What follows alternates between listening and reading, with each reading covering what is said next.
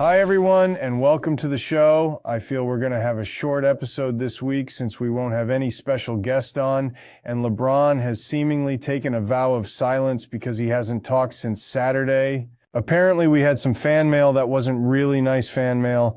I guess it was more shut up LeBron mail. Anyways, we'll go over last week's picks and then do this week's. We may touch on the WFFL group chat a little as things heated up with the Vikings loss this past week. Oh, yeah, I saw that. Well, that happens when you get overconfident. Best part is the Vikings lost at home. Sassy and I watched the whole game, obviously rooting for Detroit. Perhaps, but all I know is the Viking fans were pretty quiet in the group chat.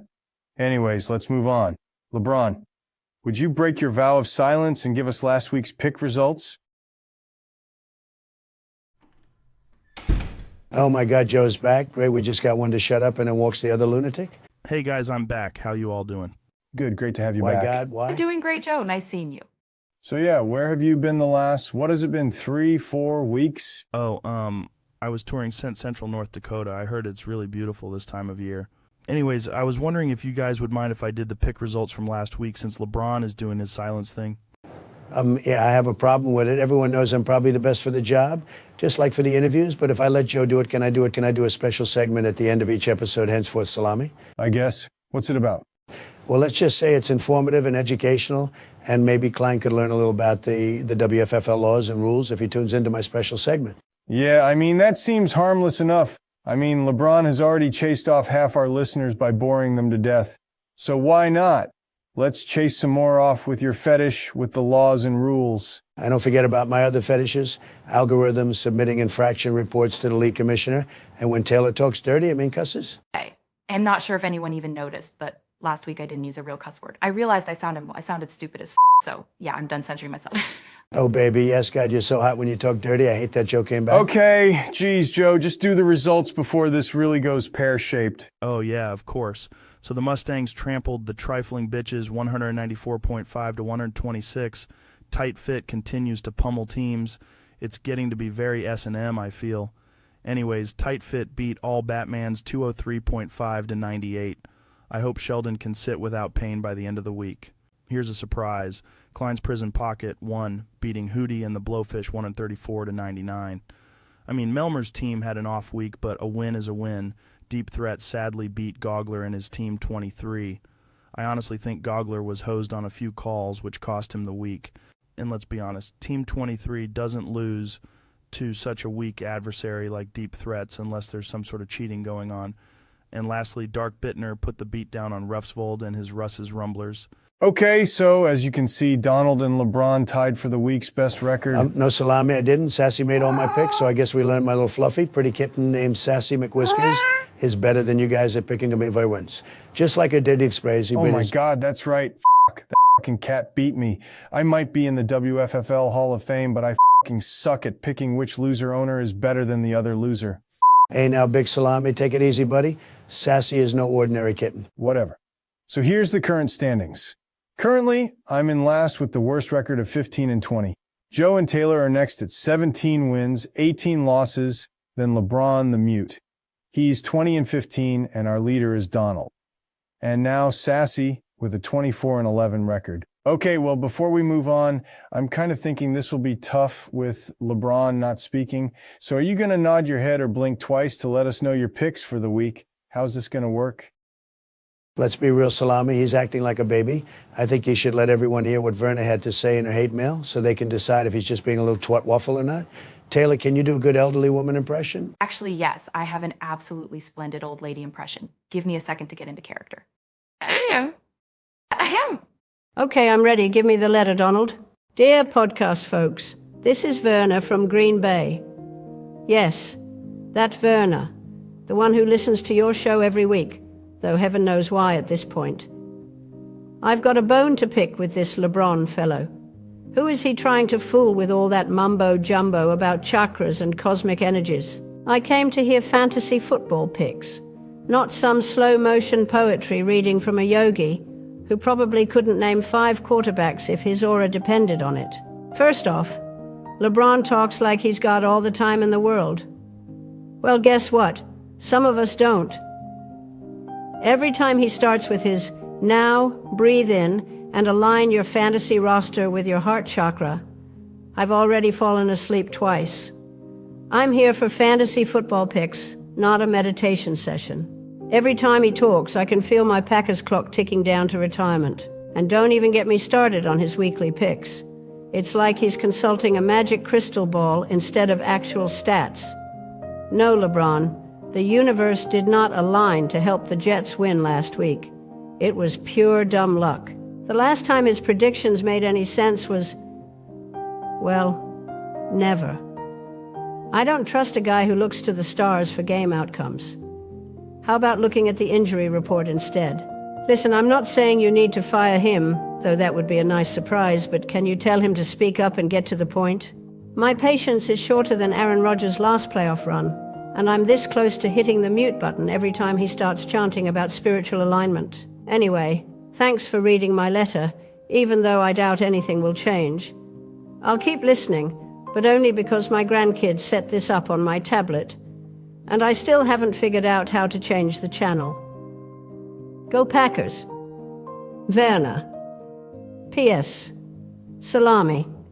If it would help you decide to fire Lebron from your show, I would make you a dozen monster cookies and a dozen sauerkraut placenta. Yeah. So, how was that, Donald? Was it good? Did you feel like it was Verna talking? Oh my goodness, yes, it was perfect, Taylor. Okay, you two, let's just move on with the picks. LeBron, blink once for the first team, twice for the second. So here we go. First matchup is between Team 23 and Klein's Prison Pocket. I overheard the Equalizer and Doan talking today. I believe they've completely abandoned this season and have moved on to DraftKings in hopes to recover some of the money lost here thus far. So obviously I'm taking Team 23. How about you, Donald? Well, Sassy and I disagree on this one. She went for Klein's Prison Pockets marble, but I'm not here to tie for a third week in a row, so I crunched the numbers. And to be fair, it was easy arithmetic. KPP is going to need a miracle to win, so Sassy or Frass and I are taking 23. LeBron? I'm pretty sure that was 2, which means Klein's Prison Pocket, which tracks for who's the underdog. How about you two, Taylor and Joe? Do you mind if I take this one, Taylor? No, go ahead, big guy. Look, it's not like I'm obsessed or anything, but Team 23, I mean, wow.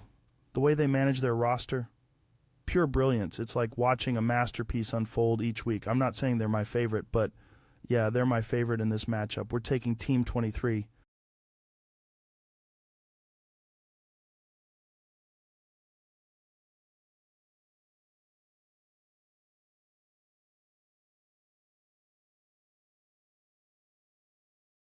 Well, Sassy and I went back and forth on this one. I refused to accept Sassy's pick, Deep Threats. I told her what a dirtbag he is and how he disrespected you. But after I rolled the marble 10 times and Sassy picked Deep Threats every time, I gave up. Well, I shouldn't say I gave up. I mean, I ran it through my algorithms, and mathematically it could go both ways. So since I love my little McWhiskers so much, I let her have her pick. And how about you, LeBron? Dark Bittner or Deep Threats? 2 blinks. Okay, so Deep Threats. And you, Taylor and Joe, who you going with? Well, Joe and I discussed it, and he was torn because he wasn't sure whose connection with Gogler was more profound. So I told him I'd make the pick to ease his stress. So we're going with Dark Bittner. He seems to be rolling bitches. And I mean, you know, I'm insinuating that Klein is A. Oh, come on, guys, don't make me say it. I'm not sure what you mean. What is Klein? He's a bitch, Donald, and Bittner is rolling bitches. Jeez, I have to spell it out with these clowns. I mean, I think Donald just tricked you into swearing because it turns him on, but maybe I'm wrong. Okay. Next matchup. Russ's Rumblers going up against the Trifling Bitches. This one is simple for me. You have a team scratching their way to the top, the Trifling Bitches, and you have a cellar dweller, Russ's Rumblers. I'm taking the Trifling Bitches. Well, we're taking Russ's Rumblers. Just kidding, Sassy. We're actually taking Kramer's stupid team for those obvious reasons you just said, Salami. LeBron 1, Russ's Rumblers, or 2, the Trifling Bitches. Oh shit, I wasn't looking. Anyone see his answer? Yeah, I saw it. He only blinked. Blank? No, blinked. He blinked once. And Taylor and I are taking the Trifling Bitches. She reassured me that Kramer was as close to Gogler as Roofsvold. Perfect. Thank goodness for Taylor. And we're moving. Next matchup, Houday and the Blowfish versus Tight Fit. I'm going to keep rolling with Tight Fit. How about you, Donald and Sassy? Yeah, that means Tight Fit. And LeBron just communicated through Morse code to me that he's taking Uday and the Blowfish, we'll say, because he believes in them.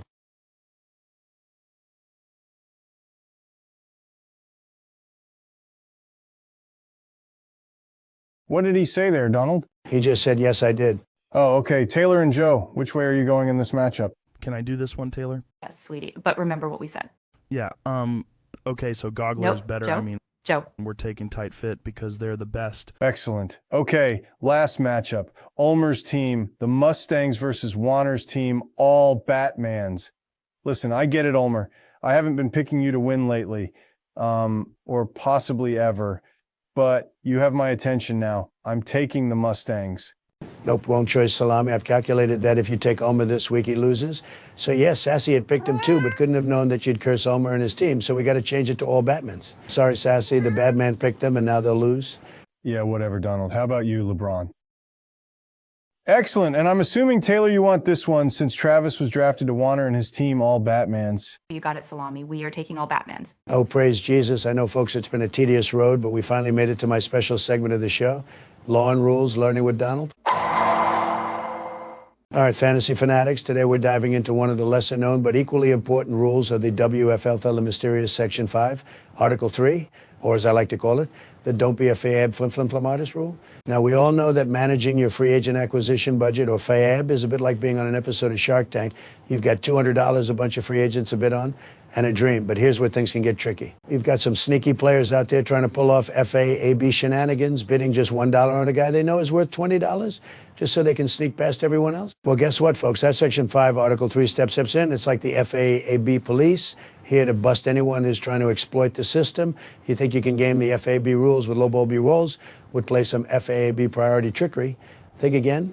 Article 3 is basically saying, not today, buddy. If the league manager catches you trying to pull one of these sneaky moves, you're looking at some penalties. We're talking FOB deductions, warnings, maybe even a good old-fashioned public roasting in the group chat. And so remember, people bid like an honest manager. No FAAB flim-flimmery allowed. You wouldn't want to end up on the wrong side of Section 5, Article 3, because nothing's worse than losing FAAB for trying to cheat the free agency acquisition budget. That's your tip of the day. Play fair, bid smart, and for the love of all things fantasy football, don't be that person. Until next time, happy bidding. Well, honestly, that wasn't that bad, and it got us to the end of the show, hopefully with less hate mail than last week. I'm going to throw up a logo for a friend of mine during the outro music before our WFFL logo goes up. I had some delicious cupcakes left on my desk that were baked by none other than the Equalizer. I'm thinking he's got a new company he's trying to start up, and I thought a little publicity could help him out. Okay, Stewie, cue the music. We're done. Good luck this week, everyone, and let's go!